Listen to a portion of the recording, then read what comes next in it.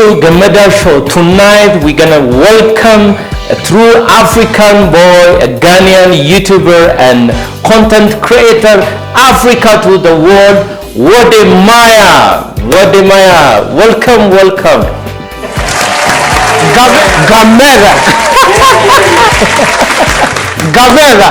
Wode Maya. What is it? Yeah. Bagana dan ufte. Galatum. Akwaba. Medase. Oh.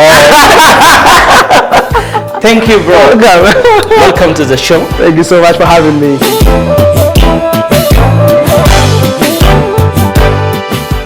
Ethio Telecom. Ilili Grand Real Estate. Wode Maya, welcome to Gammadaa show. Gammadaa. Gammadaa. Thank you for having me, man. Thank you. Cheers. Cheers. I hope it's not coffee. Yeah, I'm so glad, honored to have you today on my show. So let's start simple. What does mean the name Wode Maya itself? Wode Maya is not my name. Wode Maya is more like a Chinese phrase, literally means my mom. So if you say Wode Maya, I'm not your mom, bro. Oh yeah.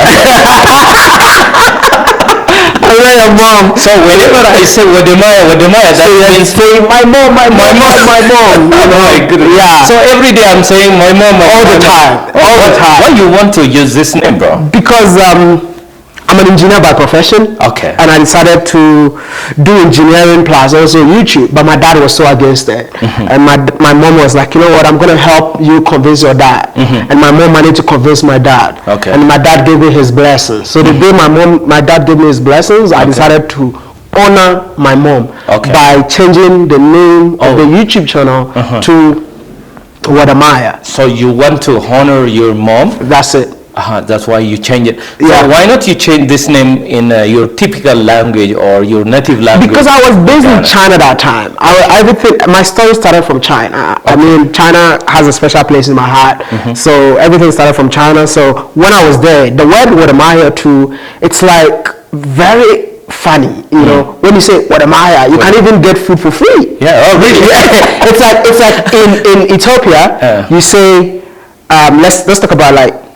You speak Amharic, then I say Indetnash or Indetna, but then now I speak Oromo, Akamnaga. So you'll be so shocked to hear me say Akamnaga, but because the word Wode Maya is a dialect, not the actual Chinese. Okay. It's like everybody speak Mandarin, but this was a northern east dialect. So it was more like the people were so happy about it. Anytime I say Wode Maya, Wode Maya, that's it. But now you know your name is just changed to Wode Maya. Everything. So no one knows your passport name. You don't have to know my passport. If you know Wode Maya, that's fine. But my real name is actually Kobina Akun. Okay. Kobina, simply put, anyone born on Tuesday in Ghana, it's called Kobina. So in Ghana, you can say Kobina and then 10 people will turn back and be like, are you calling me? It's like a very popular name in Ghana. Yeah, I mean, so let me teach you this about Ghana. In Ghana, we have Monday to Sunday, right? And every day got a name. So if you're born on Monday, you have a name. Tuesday, you have a name. And so guess how many people were born on Monday, how many were born on Tuesday? Exactly. So they all have the same name. So that is my real name. I was born on Tuesday, so Kobina, and Akon is definitely my surname. I have a German name, by the way, but really? I don't use it. Yeah. How you get is a German name? My father's best friend was German. Really? Yeah, co-worker. So he decided to name me after the man. But when I was in school, people couldn't pronounce it, and they started calling me Petro, even though the name is Petro. So it's like Petro. So I decided to just put it somewhere and then use the local names. But now no one knows your passport name. No. Even recently, even the Ghanaian government like announces your name as a Wode Maya. Because that's the name that everybody knows. It's a brand that I built. Yeah. So everybody knows me to be Wode Maya, and I think How did your father feel that his name is 100% eradicated and replaced by Wode Maya? You won't believe that my father started calling me Wode Maya. Oh, really? Yeah. Yeah. You know, before even me, like people calls me Gammadaa Olana with my father name and with my name, but now everyone like calling me like Gammadaa Show. Gammadaa Show. Gammadaa Show. So your life is like related with China. Yep. How you ended up in China? So when I graduated from school, high school, I wanted to travel abroad. Okay. So I started applying for scholarships, and I got opportunity to study in the University of Greenwich. And at the end of the day, I told all my friends that, hey, I'm going to UK. Hey, please, like I'm not coming back. And then my visa got denied. Oh, really? UK. Wow. So I felt so ashamed after telling all my friends that I'm going to the UK, and then just going back to tell them that. After flexing to your friend? Going back to tell them that my visa is being denied. It was so embarrassing. So I had an uncle, and I went to see him, and I'm like, please do what it takes for me to get out of this place. Hence how China came into the scene, and then I ended up going to China. Yeah. You studied aerospace science, aerospace engineering in China. Yes. But you used to be flying over the world, but now you give that profession now started flying over Africa. Yeah. How you decided to do that? I felt the need for Africans to start telling their own stories, because when we come to Africa, our stories are always one way, the negatives. Negativity. So I was like, even Africans don't want to start telling positive stories about themselves, because there's so many, like I lived in China, there's a negative side of China, there's a positive side of China, but you never hear China talking about the negative side, right? Always focusing on the positivity. So I was like, you know what, if no one is doing it, then I'm just going to come back to Africa and do it. Hence the reason why I came to Ethiopia for the first time. Just showcasing the beauty of the country. You know, there's negativity everywhere. Oh, that means you started your first video? Yeah, from Ethiopia. Ethiopia was the first country, because that's really amazing. I calculated everything. Wow. This is the political capital of Africa. So whatever I'm doing, I need to start from here to the rest of Africa. So in 2018, that's when I first visited Ethiopia. And when I came here, I had 100,000 followers, you know, from China. Oh, okay. Yeah. And this is where, like, when I started making videos, it started blowing up, and then a lot of Africans were like, is this Africa, or this is China? Is it like a black Chinese? Yeah. So I'm like, this is Africa. So the narrative started changing, and I continued from here to Rwanda, to Tanzania, to Kenya, back to Ghana, and then I went back to China. When I started making videos in China, Africans are like, we don't like these videos, come back. Yeah. Hence why I came back, and it's been an awesome 4 or 5 years of creating videos from one country to another. Yeah. As we all know, our families, their wish for their children is like to be engineer, to be doctor or a pilot or something. But at the end of the day, you ended up as a YouTuber. It feels like when you ended up as a YouTuber, it's like it's trying to tell you that YouTube is not a profession. I mean, but you know, before like let me ask a question. I don't know the average salary of a medical doctor in here. I heard it's $75 or something. It's $100. Okay. That $100, probably I earn it in a minute. Exactly. Okay, I earn it in a minute. Just to let you know that, like, there are opportunities online. Being a YouTuber doesn't necessarily mean you're a school dropout. You're actually converting your passion into a profession. You're wearing suits. But I'm here wearing, I don't even know, this is a Oromo shirt. This is a Oromo shirt. But at the end of the day, I know, like, I make more money than any profession that, you know, because the money is there. It's like I love what I'm doing. I'm enjoying it, and at the same time making money out of it. If you're a medical doctor, you can still be a YouTuber. If you are engineer, you can still be a YouTuber. If you're a lecturer, you can still be a YouTuber. All you need to do is to bring that profession that you have, bring it online, and just, educate people. I can't remember when we were in school studying, our professors used to tell us that right after class, we should go online on YouTube to learn more. But that lecturer that was teaching us was getting paid. So it's about time for people to see that being online doesn't necessarily mean that you're a school dropout, but it means that you actually, you know, making some good money that they have no idea about. It is our parents' perception, you know. Yeah, because they don't know. Like my mom, I can't remember when I moved from China, quit my job and came back to Africa. My mom cried. You know what is juju in West Africa? Yeah. Juju. Juju, what is like that? Juju is like the demon has twisted your brain, you know, for you to say that you don't want to be an engineer, but you want to be a content creator. So I told my mom, give me a year. If I don't buy you a car, I'll go back to school. I'll go back to work. Less than a year, I bought her a car. These days, it's my mom who asks me, which country are you going next? Oh, really? So I feel like it takes us to, you know, educate the people about being online. I mean, I don't know which profession that can pay me how much being online being paid. Nothing. Maybe presidency, but that presidency... Maybe it's a government money. You know? Yeah. I'm not the one who said it. It's Gammadaa, man.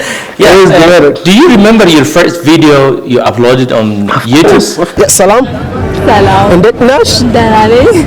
Salam. I want to know, I forgot my question. Salam. Hi. And that much? We're good. I'm good. And Nana Ane, is it Nana Ane or what? Yeah.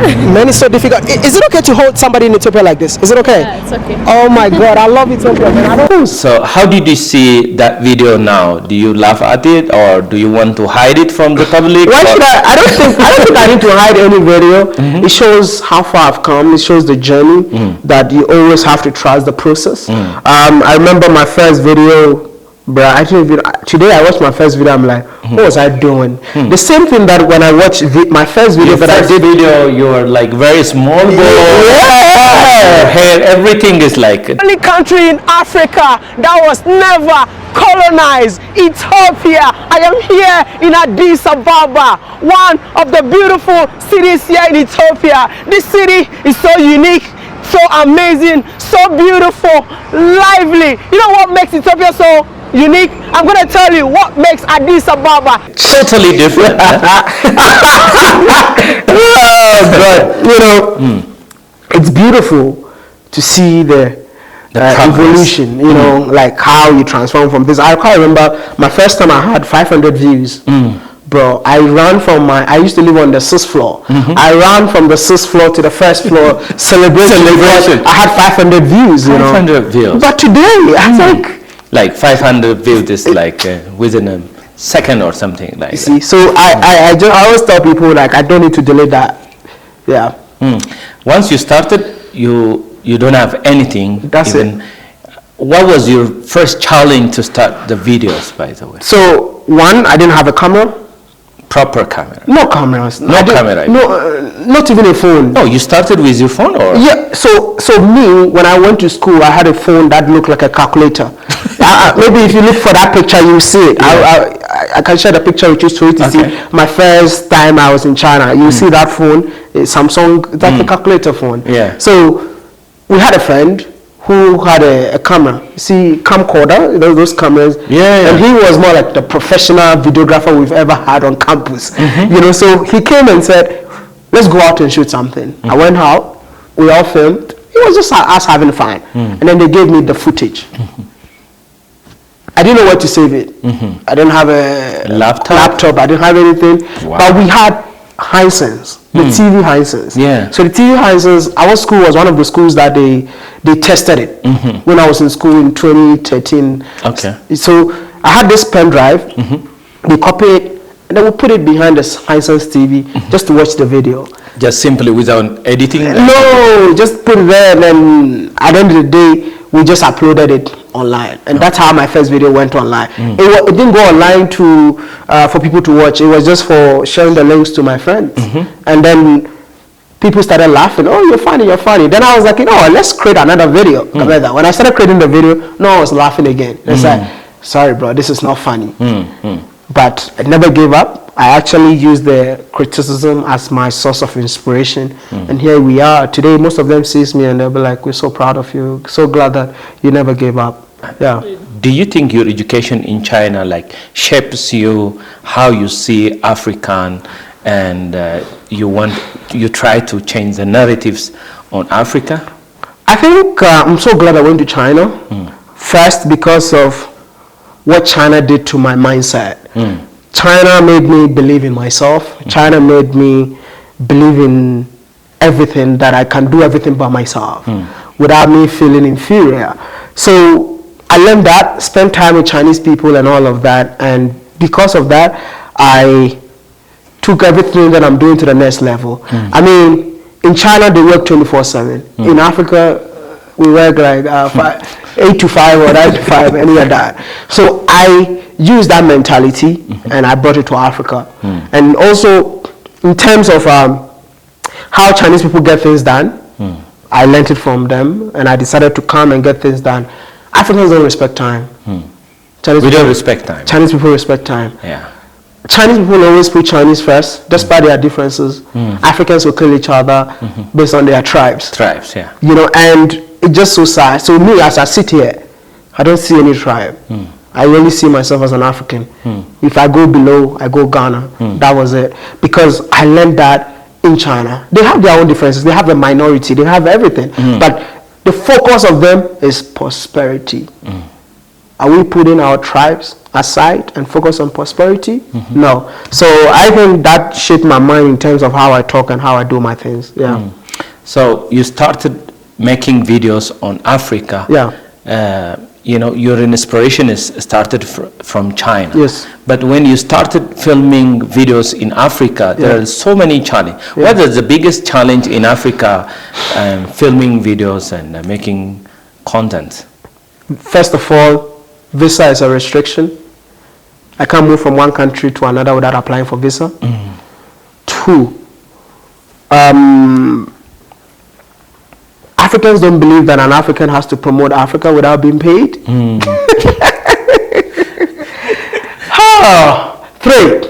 it's so expensive to travel in Africa. So expensive. Extremely expensive to travel. But how? I think it all boils down to taxes that governments charge, and also we don't have enough airlines in Africa, so there's no competition. So airlines can do whatever they want. 4, it's Africans don't support Africans. They only support success. They don't support dreams. You know, so you have to always push till you get to the top, and then you have to show them that hey, I can do this. Imagine like me on a journey of rebranding Africa, and every country that I go to, they'll be like, hey, you are here, do whatever you want to do, promote the country in a positive light.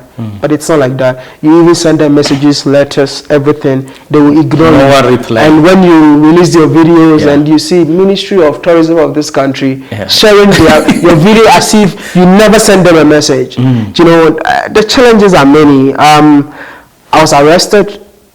Really? For filming in an African country because they felt like I was a terrorist. Wow. Even in Ethiopia, I was harassed for filming. So what do you mean, really? What do you mean? What do you mean, really? Huh? I was harassed for filming in Ethiopia. I was deported in the country. Even deported? Yeah, I've been deported twice. I was deported in Uganda and Zambia. Wow. But I think the government of Uganda actually apologized to me after 2 years or something. So yeah. You have visited a lot of African countries. Yeah. What culture shocks you, or I think I went to Namibia, and the culture really shocked me, where you visit a tribe and then they give you one of their wives to take care of you. That was really shocking. Oh, really? Yeah. So you got one? Don't think of going there, bro. Yeah, the Himba tribe, where they get to give you one of their, But when it comes to filming in Africa, you know, as you said, the Western medias try to portray Africa as a, backward, as a poorest continent, and maybe they only focus on the tribes and this wildlife. They don't want to show us the cities and the transformation of the cities. How you see now in Ethiopia there is a big transformation, and there is a lot of corridor projects around in Addis and other cities. How do you feel that after visiting Ethiopia and now? I am super impressed with whatever is happening in this country. I'm so proud of the people of the country, so proud of the government of this beautiful country. I know you guys have your differences, but the most important thing is I see prosperity, because I've been here. I was here 6 years ago, and your roads were very tiny. The streets were filthy. Everything was everywhere. But even though I tried to be positive about the country, but this time I don't need to try. This time, all I need to do is to take my drone up, and I'll see wide roads everywhere. I feel like the government is not perfect, but if we can learn how to appreciate our government for trying, because you know, if you don't leave your country, you will never appreciate your government. Some people don't even have roads in the city. But you're expanding your road, you're complaining. You know, so this is a journey I'm on to showcase our cities, and I'm so impressed that even the corridor project that is happening in this country, it's not just Addis Ababa. We went to Harar, it was happening. We went to Daradawa, it was happening. We went to Juma, it was happening. Like, it's happening in almost every corner of the country, which shows that the country is trying to expand its wings beyond Addis Ababa. And I'm just saying that, like, if the people of this country can support the government, that would be amazing. And if the government can put a conscious effort to also, whilst the city is developing, he makes sure that, like, the city develops with the people. Because the city cannot develop while people are hungry. So if you have to balance it to make things work at the end of the day. Maybe tell us your honest opinion about Addis corridor project. No, but I'm so impressed. I don't even know what to tell you, because listen, to wake up, walk on the street, knowing that you're safe, you're exercising, is a blessing. Because you can't do that in so many countries. This is like law and order. Like, people, bicycle. You guys should be, I don't know what, like, you only see this in Western countries. I've only seen this probably out of the 38 countries that I've been to, South Africa. That I've seen that they provided lanes for pedestrian and lanes for. I'm from Ghana. I've never seen anything like that. Oh, really? No, it doesn't have. We don't have. Oh, we don't have it. So that's why I'm saying that you might sit in your country and complain, but this is for the betterment of the people. And two, the green space of the country is insane. Greenery, like knowing that you can just, as a man, when you fight with your wife and you don't want to stay in the house, you can definitely go into one of the green spaces and then go sit there and mind your business. Probably you might find a new girlfriend even that day. You might find a new girlfriend to release your stress. Exactly. You know, so I am just saying that, like, the beautification of this city is something that I believe that everybody needs to appreciate. Like, you walk in the city, water fountain, like, it releases stress. I don't know if you know what I'm saying, because concrete jungle is not the way to go. Exactly. So the city of Addis Ababa is not a concrete jungle. It's a city that has the greenery, that has the blue, which is the river project that is happening. And yeah, you have your park where you can just go exercise. You know, I've been to China, because this, for me, it feels like I'm living in China again. Exactly. Because even if you go to the Friendship Park, you can just literally go there, sit there, and do whatever you're doing. So, Gammadaa, I'm just going to say that Addis Ababa is transforming, and it's transforming in the right way. And I just want to tell the people of this country, if you can support the government to do better, that's it. And to the government of this country, if you can come up with a way to improve the lives of the people so that they can catch up with the infrastructure development that is happening, that would be incredible, man. What is one thing you can recommend to the other African countries they could learn from Ethiopia and Addis? They come here for African Union Summit. So I don't need to be the one to tell them. But let me tell you something. I feel like the Prime Minister of this country is very strategic. he's sending the message indirectly without telling them that, hey, develop your country. Yeah. But he decided, I'm sure, I've never been in any convoy that is going into the AU summit, but I'm sure, like I was there yesterday, the road from the airport to your hotel to the AU is developed. Exactly. Just to let African leaders see that, okay, this is possible in your various countries. So I'm here to let you all know that it's about time to learn from what Addis Ababa has done, expanding their city, expanding the roads and beautification of the city, and just do it. It doesn't take anything away from you. Just improve the infrastructure development in your country by emulating Addis Ababa. That's it. Sure. So after you visiting Ethiopia, what is one thing maybe one smell or sound or taste in your mind? You mean the coffee taste? Of course. Well, like I don't know. Like I'm not a big fan of coffee. Yeah. You know, before you were like, you don't. So when I came in here every day, it's like coffee. I'm like, bro, coffee time. Can we just move forward? Yeah. But now I wake up and I'm like, please, can I get a glass of coffee? Of course, a cup of coffee. And I'm like, okay. So basically, like I'm so used to the coffee. Do you think now you became like addicted with coffee? I think so. Yeah. I think so. I think I'm addicted. So how did you see like coffee and the cocoa culture in Ghana? You guys have a cocoa, we have coffee. How did you see the cultural difference and? I'm really hoping that one day Africa will be borderless, so that Ghanaians will start consuming coffee from Ethiopia, where Ethiopians can start consuming cocoa from Ghana, because we are big on cocoa product. Exactly. If you give me cocoa product any day, I'll take it. But now you guys are big on coffee product. Yeah. So if you can start swapping, even we can blend it like coffee coffee cocoa. That would be amazing. You know? So it's all part of the borderless movement that I've been advocating for, and I'm just hoping that someday and one day we can make it happen. Yeah. What is your favorite dish in Ethiopia? Favorite dish? Please don't say injera, man. Don't say injera. One thing we have is injera, so I think you get tired of eating injera every day. But see, I hope Ethiopians won't be angry with me. I know you guys love injera, man. But can we just try something different, bruh? Different. Because, you know, they'll give you injera, but injera, either it's white injera, brown injera, yellow injera. It's still injera, bro. You know, it's still injera.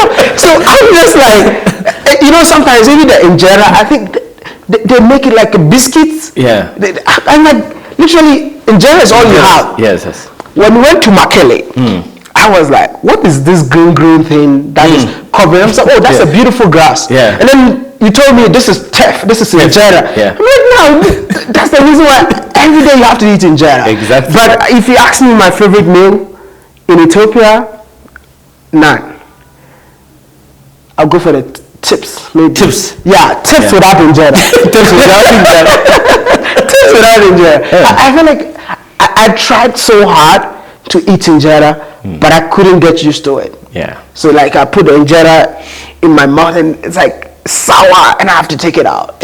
But I think, as I've heard from you, Ethiopian cuisine and the Ghanaian cuisine is a little bit similar in our spicy thingy. No. You know, we both love spices. I guess. I think your Dorowat, is it Dorowat? Is it Dorowat? Dorowat, yeah. Yeah, Dorowat got similarities because Ghanaians eat eggs a lot. And I see your Dorowat got have eggs there. So that's the connection that I had with Ghana. But then when it comes to like meals, you guys need to experiment more. I don't want to say you don't have food, but I just want to say you guys should. It's all about experimentation. Experimentation. If you guys can try different things beyond injera, man, because injera is too much. Yeah. You know, like even you guys are living next to Kenya. There's no ugali here. But we have a lot of maize corn here. You see, because you don't like to experiment. Yeah, we don't want to eat it. No, because you have to experiment, man. Experimentation is the best. What are the best the Ghanaian cuisine we can learn from? Bruh, so you have corn. We have what we call banku. which is made out of corn. Out of corn. Like literally, you can make our meals, but then it's just that you don't know. You're refusing to experiment. Yeah. I mean, like you have even rice, right?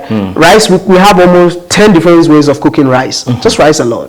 But here, it's either you eat white rice. Only white rice. That's it. I've never gone to a place where you have a different type of rice. So maybe a suggestion: you can ship your women to Ghana. So that they can learn. They can learn, but I hope they come back. Oh yeah. So I think you always telling me about your Ghanaian breads. Yeah. What a So special. like, I don't know. Like, so in Ghana we eat bread a lot. Fresh bread. We do have bread. Fresh from the oven. So people don't eat bread that is like 2 days, 3 days in Ghana.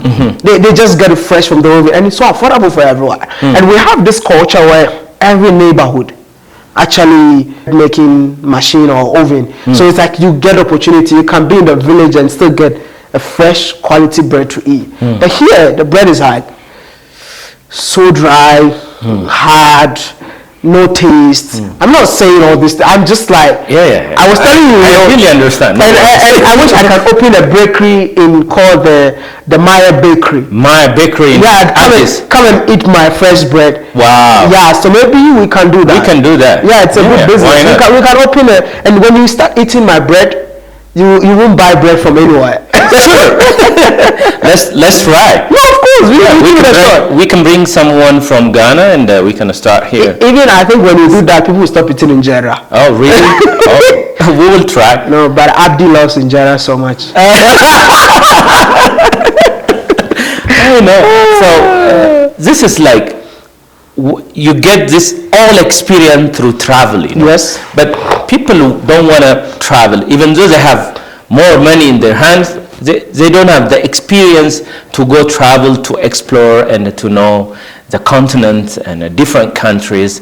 And what do you suggest for our people, for fellow Africans, to travel to know and and compare the cultural differences and trying different cuisines across the African? I would say Africa is a beautiful place to be, and traveling would definitely be the best thing that will ever happen to anyone. So I always encourage people, go out there, go learn something new, and just go and explore. Because listen, I've learned a lot about Ethiopia that if you ask me anywhere about Ethiopia, I'm going to tell you. Not because somebody told me or not because I watched a movie, just because I went there. And here I am. And I'm also encouraging more Ethiopians visit other part of Africa, because can I tell you something? This is one of the hardest country I've ever been to. Yeah. You mean Ethiopia? Ethiopia. Oh, really? Yeah, I feel like how? The people are not open. The people are very conservative. The people even think they are not Africans. The people think that they are not black people. People feel they are so superior than other Africans. I'm just saying this because I know I'm on national TV, and I feel like it's sad knowing that you have African Union in your country, and you're not ready to embrace other Africans. And that to me is something that if there can be an advocate, what's it called? Activism. Activism towards that, for people to change that mindset, that would be amazing. Because I'm not the only one saying this. Anyone who comes in here complains about the same thing. But I'm here to let you all know that whether you're Oromo, Amhara, Tigray, Afar, Somali, we are all Africans. And that is the most important thing. Yeah.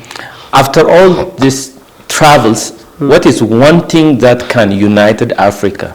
If we put our tribe aside and think about prosperity. Because we focus too much on tribe over prosperity of our nations. I mean, one of the things that I've even seen in this country, you have your different tribes have their own banks. How? If an international bank comes here, the entire economy will collapse.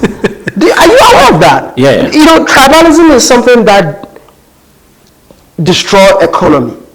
If you don't know, I'm telling you, like, if this country permits an international bank to come in here. All that the international bank will do, I'm going to check all your whatever you're doing, and I'm going to reduce the prices. It will collapse every bank in the country. Exactly. So I think if we can start putting our tribal sentiments, affiliations aside, yes, you've been to Europe. Yeah. The biggest war that has ever happened in this world was in Europe. They hate themselves. They don't like each other. But they think about prosperity. In Africa, we don't think about prosperity. We think about, how do I destroy an Oromo? How do I destroy an Amhara? How do I destroy a Ghana person? How do I destroy an Ashanti man? That's our mindset. And I'm telling you that the colonizer is so happy the fact that we're fighting about tribalism and stuff, because that is when they get opportunity to penetrate. It's time for us to marry each other. It's time for us to put our differences aside. It's time for us to love one another. I mean, when I was going to Tigray, everybody told me that it's not a safe place to be. But when I went to Tigray, I was driving at night. Because you've never been. Sure. So somebody has told you that, it's not safe. And then in your head, you think it's not safe. Exactly. I mean, I was everywhere. And nobody even cared. I mean, I go to a place, people were speaking Amharic to me, thinking that I'm from here. But I'm from Ghana. Yeah. In the eyes of people out of this country, we are all Africans. And you stated that about the marriage, okay? Yeah. Africans should marry each other. Yeah. And you started, I think. I preach what I talk about. Like, Exactly. I don't just talk about it. Yeah. I do it. So you married I married a Kenyan. Yeah, I almost married an Ethiopian though. But before a Kenyan, you had a Ethiopian girlfriend. Yeah, but it didn't work out. So I decided to go and speak Swahili. By now, when I've been speaking, I'm and I'll be eating injera every day. Exactly. So now you're eating ugali every day. Exactly. Ugali and fish. So how do you see like marrying different culture and trying to live together in different countries too? So do you encourage that one? I will encourage it 100%. I'm telling you, like, it shows that we're just the same people that found ourselves in different places. I'll be telling my wife something and she'll be like, you do that in Ghana too? Yeah. Like we do it here. Even you. Even me, yeah. Even you. I'll be telling you stuff and it's like, you do that here too? Yeah. So it's like, because of the borders, we actually don't know that we are the same people. And once you come together, that's when you start knowing that we're just the same people. But sometimes you can have a bit of challenges in terms of the food, the way of life, culture, but slowly you get used to it. Right now, tell me anything about Kenya and I'll tell you. Ask my wife about anything about Ghana and I'll tell you. So I think I will encourage more people because that's another way of uniting Africa. Your videos or what you are doing is not only limited in Africa. You're now expanding your horizon to the Caribbean countries all over the world. Do you see yourself as a bridge between all black people in the world and even between Caribbean and African? Of course, 100%, because I felt like we're so far apart, and one person needed to come into the scene to, bridge the gap. And I started it, and I saw it working because I went to the Caribbean and I found that we're literally the same people. They eat the same food as us. Oh, really? Some of them even speak the same language like us. Wow. I think Suriname. I went to Suriname and then they were speaking. I'm like, I understand what you're saying. And they couldn't believe it. Like their language. Same words. So literally, like they went to that part of the world through slavery.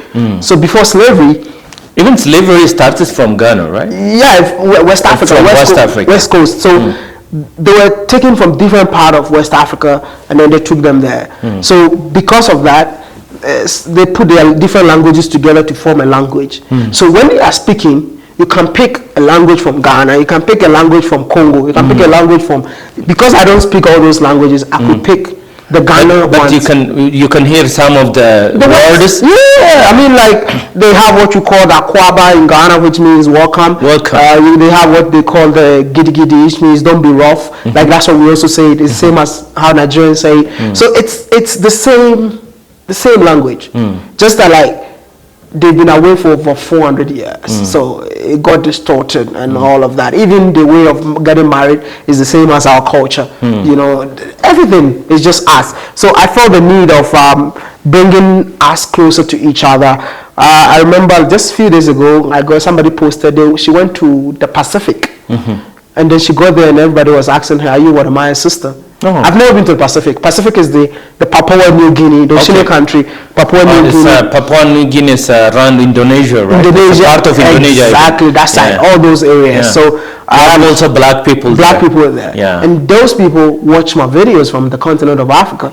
So that's my next step, like going to that side of the world just to educate people about our people found in that part of the world. Because I feel like it's very important for black people to have a unified voice, and one person need to be the ambassador for the voice. You know, your relationship with Caribbean countries is really very tight and very nice, because you are just not only as a content creator, but you are a good friend of Barbados Prime Minister, Grenada's Prime Minister, and others.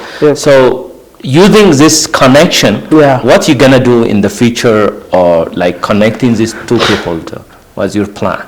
The plan is still a secret. The goal is to see a unified Africa with our people in the part of the world being inclusive, and I feel like it should go beyond politics, and that is what I'm on a mission to do. And I know that someday that will come to pass, you know, because our people want us back, our people want us to unite, and well, the people we have now are just being diplomacy. I'm not a diplomacy, even though I have a diplomatic passport. By the way, congratulations for your diplomatic passport. Yeah, I have a diplomatic passport, but the whole idea behind is to connect our people beyond diplomacy. So that is the goal, and I believe that one day it will be bigger and better than what we see right now. As you said, the connection between African and the Caribbean also, you can showcase Ethiopian case, right? There are a lot of Caribbean countries, nationalities in Ethiopia and in Shashamane, Rastafarians. You visited them. How do you feel their connection with Africa and what you heard from them? I think a big shout out to Haile Selassie for bringing our people back to the motherland. And I think it's the best thing that has ever happened to Ethiopia, even though when you come in here, people really don't like and celebrate Haile Selassie. But I believe that he put the country on a global map. I was so impressed to see Caribbean in Africa. They are not just Jamaicans. I met people from Trinidad and Tobago, St. Vincent, Jamaica, Grenada, and like entire Caribbean was literally there. Almost 12 Caribbean countries were there. But to you, maybe everybody who knows, we only know them as a Jamaican. But they are not just Jamaicans, you know. And I have been to the Caribbean. So you've been to Jamaica? I've been to Jamaica. I didn't smoke weed though. so it was so beautiful to see that Ethiopia has embraced our brothers and sisters living in the diaspora, and they have a whole city on their own and just living their own life over there. I mean, I met somebody who have been here for over 40 years and I've never been to the Caribbean.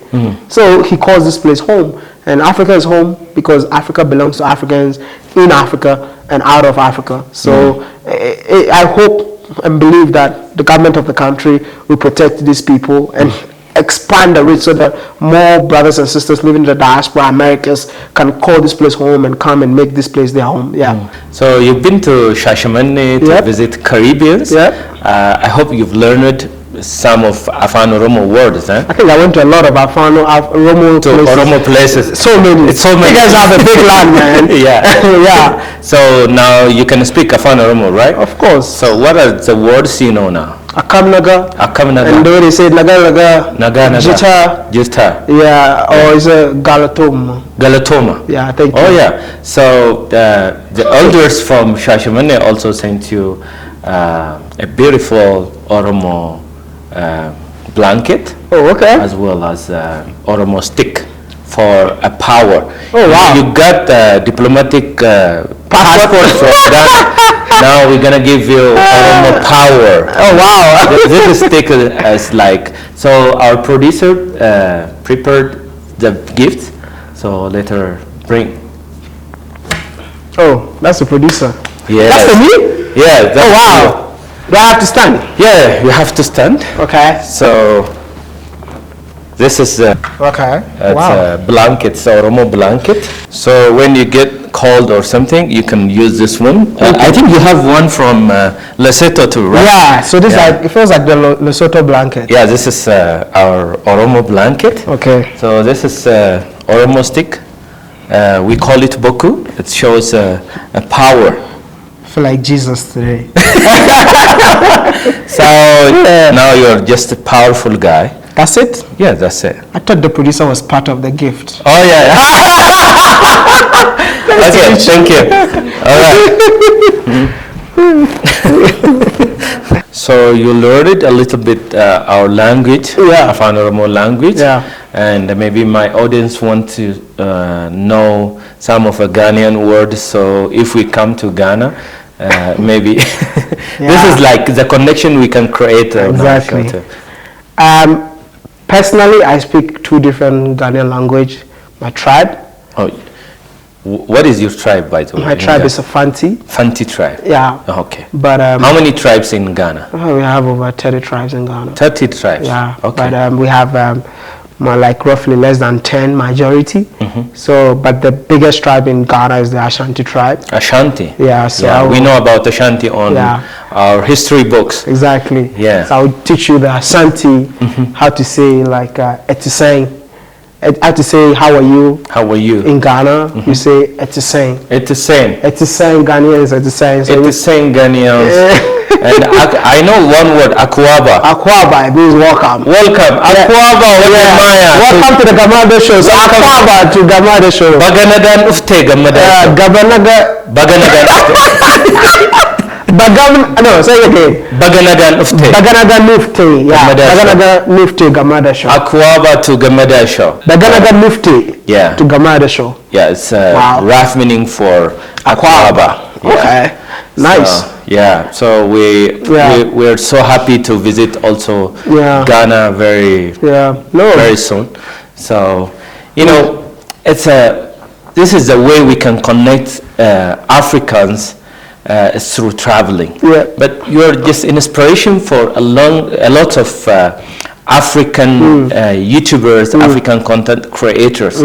But many African creators are like, they're scared of like filming in Africa and only focusing on Africa thing. What is your message for them, or what is your inspiration? I think you all have to understand that this continent belongs to us, and it's about time for us to tell our own stories in our own way, and at the same time the right way. And don't expect anyone to come from somewhere else to come and tell our stories for us. It's about time for us to go out there, tell our story in our own unique way, because it's very important. And to the government of various countries in Africa, I wish you can support creators, give them access to things that you feel like needs to be seen across the globe, because we are more powerful than even the traditional media, whether you like it or not, because the traditional media is more like within. Ours is global. Sure. And it saddens my heart that when it comes to content creators from a country, the country don't tend to appreciate the content creators from the country, but rather embrace people from other countries coming to create videos in their countries. So I think we need to change that narrative.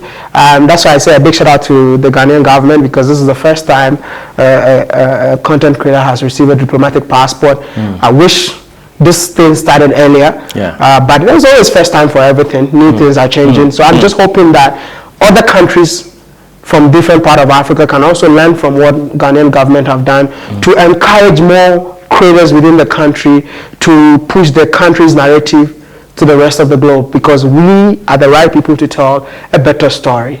That's it. You've been invited from different countries, from non-African countries, to promote their culture, their countries and everything, but you choose to promote only Africa. But you know, there are a lot of challenges like filming and like creating contents in Africa. But how are we gonna change the narrative? What is your message for African corporate companies so that they can sponsor you, your travel and everything? It's sad, you know. I think you even heard, I was on the phone with a country that wanted me to promote. You saw it, you heard it. I heard but it. I love the country. We don't want to mention names, but I decline it because it doesn't fit what I'm doing. But this is the case that you go to an African company, you tell them that, listen, this what we're doing is a benefit. It will benefit the country, the brands, and all of that. But they don't believe in the power of an African brand. So I'm just telling you that it's time to change that perception. Give us a chance to help you build your brand. And at the end of the day, it's a win-win situation. I give you the visibility, you give me the money to focus on what I'm doing, because at the end of the day, we use money to do whatever we do, and we have to like keep going. And if you don't support us in any way, how are we going to be able to do what we do in a larger scale? Look at like the likes of Mr. Beast. Mr. Beast gets money from companies. You know, I've worked with a brand out of Africa, and for the first time in my lifetime, I received $100,000 for just something. One video, $100,000. $100,000. Just that's a lot of money, bro. Hey, bro, I should be earning more than that, man. You're just rich man, bro. You know, like, I couldn't believe it. Just for one video. And I just gave them the price, thinking that they're gonna negotiate or whatever. Bro, after that I'm like, God, I should have gone for more. You know, but it was beyond. Do you know what I mean? But they know the value we bring on board. But in Africa, they don't understand it. How do you like manage like chasing for money against the like to be authentic and having only African stories on your platforms? I think I control my own narrative. I try to stick to whatever I want to do. So if a brand comes to me, I'll tell you that this is me. Don't try to tell me what to do. Just allow me to be creative in my own way. And that is what I managed to maintain the relationship with brands, because you know, sometimes I just wake up, wear my shorts, slippers, and go shoot my videos. But the brand comes and says that I don't want to see you wearing shorts or slippers to create a video. But at the end of the day, I know my audience and I know what my audience want. So I have to take charge. And this is the mistake that a lot of creators make. At the end of the day, they end up losing themselves because the brand determines what they have to do. And that's one of the reasons why I'm not so keen in terms of working with brands. Because some brands will never want to conform to what you are proposing. They just want to do their own thing. So what I normally go in for is like, hey, if you want to work with me, come. If you don't want to work with me, go. Because at the end of the day, YouTube will pay me regardless of me being authentic or not. That's it. If you get an opportunity to make videos with one of maybe world YouTuber or somebody you want to work with, whom that person would be? No one has ever asked me this question, man. It would be Geography Now. You know Geography Now? No. Oh my goodness. Geography Now is one YouTuber that I've watched since I was in China till today. There were just two people. One of them died. The guy was, I forgot the name, but he used to speak different languages in different places. Geography Now literally teaches you about history, culture of countries. He has actually talked about every country in the world. And anytime I'm going to a new country, I have to watch a video about Geography Now. So coming to Ethiopia, I have to watch about Geography Now before I go. So one day, I'll be so happy us being in the same video, let's say talking about Ghana or talking about Ethiopia, because now I think I even now have first-hand experience more than Geography Now, but he's an inspiration. And I just want to one day create a video with him. That's it. So can we say that Geography Now inspired you to make videos about history in country? No, like I watch geography now just to educate myself about different countries. So more like when I'm going to a country, I want to understand the history of the country. I just don't go to a country. I need to understand. And there's no one you who does explore a lot, you research a lot. And geography now makes my job easier. The guy just gives you like basic of the country's history, and then you, even though when you go to a country, I always want to let the people tell their own story. But I have a first-hand history from geography now before anything else. So a big shout out to we're actually friends now, by the way. It's just that we've never met. Wow. Yeah, I couldn't believe the first time the guy commented on my video. Oh, even he did? Yeah, he commented on my video for the first time, and then I'm like, wait a minute. Like, bro, I'm a big fan, man. So I went to his DM and then sent him a message, and then now we became friends, hoping that one day we'll get opportunity to meet each other. Just over 3.2 million subscribers. What is the biggest money you have earned from YouTube videos? It would be like next question. next question. So yeah, but I mean, rough estimate. Yeah, rough estimate. One video can pay as much as $50,000. $50,000. One video. One video. Yeah, I mean like the highest, right? Yeah, the highest. Rough estimate. Yeah. The highest, yeah. The highest for a video was that. Wow, that's a lot of money, bro. Yeah.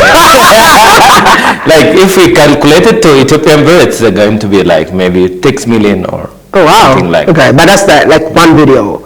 So I couldn't believe it myself. Do you see yourself as a successful man? What's the definition? What is success for you now? Not in the future. Or okay, so I see myself to be a successful man. Yeah. You know why? Because I feel like my life has impacted in the lives of so many people. For me, that is success. Being successful is being able to impact in people's lives. And it's not about money, it's not about anything, but walking on the street and meeting people from who I don't know them anywhere, telling me that you inspire me. For me, that is success. Yeah. Do you think content creators only focuses on content creation, or they have to also focuses on wealth maximization and having the side hustles so that they can freely moving and do whatever they want to do? If you always focus on content creation, that is when you're always looking for a viral video because you want to make money. And sometimes you end up doing things you're not supposed to do. So I always tell creators, diversify, invest in different areas when you start making the money. Instead of putting the money on your body, making everybody look like you are so rich. You know, during slavery, chains were put on the hands and the legs of Africans. Today, Africans go directly to buy the chains and put it on their neck to look cool, you know, to make them feel like they are wealthy, you know. An African will be so proud wearing Gucci, but at the end of the day, for me, that is not wealth. So whatever money that you're making as a creator, invest in real estate, farming, agriculture, restaurant, whatever, so that you sit back when maybe your account get hacked, like how my account got hacked, you have another source of income. Have you experienced it? That my account was, the day my account got hacked, I thought my life was over. Of course. I know the feeling because mine is also hacked. Oh, okay. Like I thought my life was over. You know, seeing that account that you built for years gone in a minute. You know, so I always encourage people. That's how I even started creating videos on Facebook. Because when my YouTube account was hacked, I didn't have any source of income anywhere, with the exception of the real estate that I was doing that time. But even the real estate was not done. I needed more money, and that money has to come from the YouTube channel. So I always encourage creators. Like I have invested in real estate, I've invested in restaurant, I've invested in farming, agriculture. So I've diversified a little bit. So can we say that Maya is now one of the richest guy in Ghana? If you, that's what you think, that's fine. Okay. So it is what it is, man. So I would encourage all creators to just diversify, their wealth by putting money in somewhere else. Yeah. Yeah, but the problem is now maybe the monetization issue. For example, monetization. We have a lot of issues regarding monetization, especially content creators from Ethiopia, because where they don't give us any single penny from Facebook, from others platform. We can only get some of very few money from YouTube. So what is your message for Meta, maybe for Google? Because for example, Ethiopia is one of the biggest country with more than 130 million population, but and yet they don't allow us for monetization. For me, it's not the fault of the Meta, neither is the fault of YouTube. It's the fault of the creators of the country, because the creators of this country are only focusing internally. And when it comes to these global platforms, they're also looking for a way to make money. So it's about time to know that you have Ethiopians living in the diaspora. So even if you create videos in English, they will still watch it. Your video and know what is happening. All you need to do is to create videos that will go beyond your country. And when the platforms start noticing that, that is when your monetization will be allowed. You see, but most of your content is either Indetna choose, salamna, that's all you hear. You know, so I'm just gonna encourage you people to start, changing the content a little bit, and as soon as you change it, the government can start pushing for some of these things, and then at the end of the day, the country will be part of the monetization policy, because probably they don't know. Yeah, we've started now, like creating content or interview in English with. How many views we gonna expect from this? So like if you post this video, it's not gonna be watched by all Ethiopians. Watched by all the guys who follow WODEMAYA across the globe. Exactly. And that is what we're talking about. So I personally will not grant an interview in a local language, because I know the kind of audience that I have. Yeah. There are a lot of young African content creators and fellow black people are watching you on our show. What is your last message for young creators across continents? I think be yourself, do you, stay consistent with what you're doing. Don't try to be anyone else, and at the end of the day, put God first. Trust in the process. Don't try to wake up one day and blow up or be like Gammadaa or be like WODEMAYA, but focus on the journey, and trust me, the sky is the limit. Yeah, one thing I have learned from you is like loving your God. 100%. You love your God. 100%. And what I've seen is also God also loves you differently, to be honest. What is your relationship with your God? I'm a pastor's son, by the way. Oh, a pastor's son. You know? Oh, yeah. You know? Oh, really? Your father is a pastor, man. Wow. So the blessings is there. So you're Protestant? I'm Protestant. Okay. But for me, Christian. Whatever. But then my father's God, I've been a beneficiary of the God that my father worshipped. And I always tell people that the work that I'm doing, it's not mine. And I barely say it out loud. But sometimes I just remind people that it's God's work that I'm doing. I'm just a vessel that God is using, because who am I? I mean, sometimes when situations get hard, I'm like, I'm not doing this again. I'm a human. But then God just shows up in a way that you'll be like, wow, this is indeed God's work. And you have to always stay disciplined, focus on the work that you're doing. With the level of success that I have right now, I could just wake up and claim that I'm the biggest YouTuber, I am the this, I'm the this, and that. But I don't say any of that, because I know that I am just doing. You always stay humble.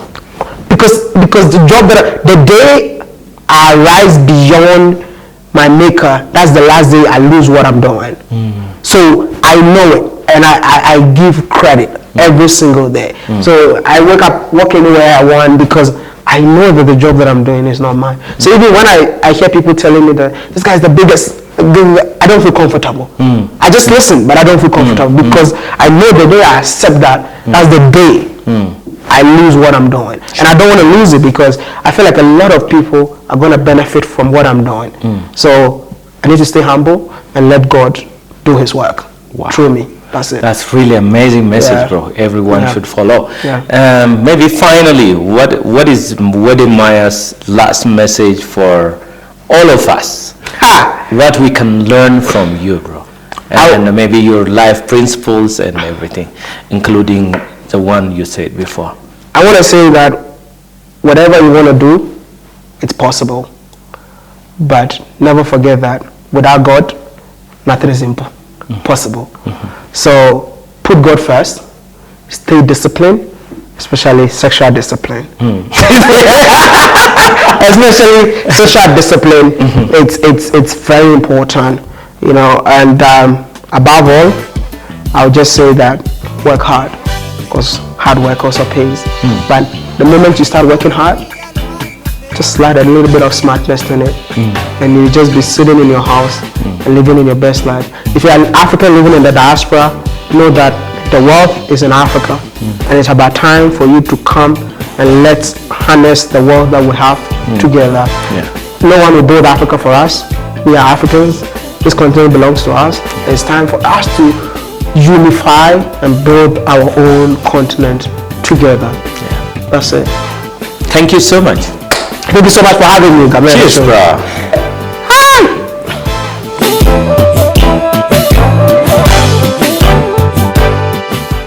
Ethio Telecom. Ilili Grand Real Estate. Okay, thank you for watching us today on Gammadaa Show. Thank you, Wode Maya, for coming to Gammadaa Show. I'm really honored to have you, and we have discussed a lot of things that's really inspiring, and I'm so happy personally, and for sure my audience also loves your stories and your inspiration and everything. So thank you very much. Please don't forget to subscribe our YouTube channel for more videos and inspirations.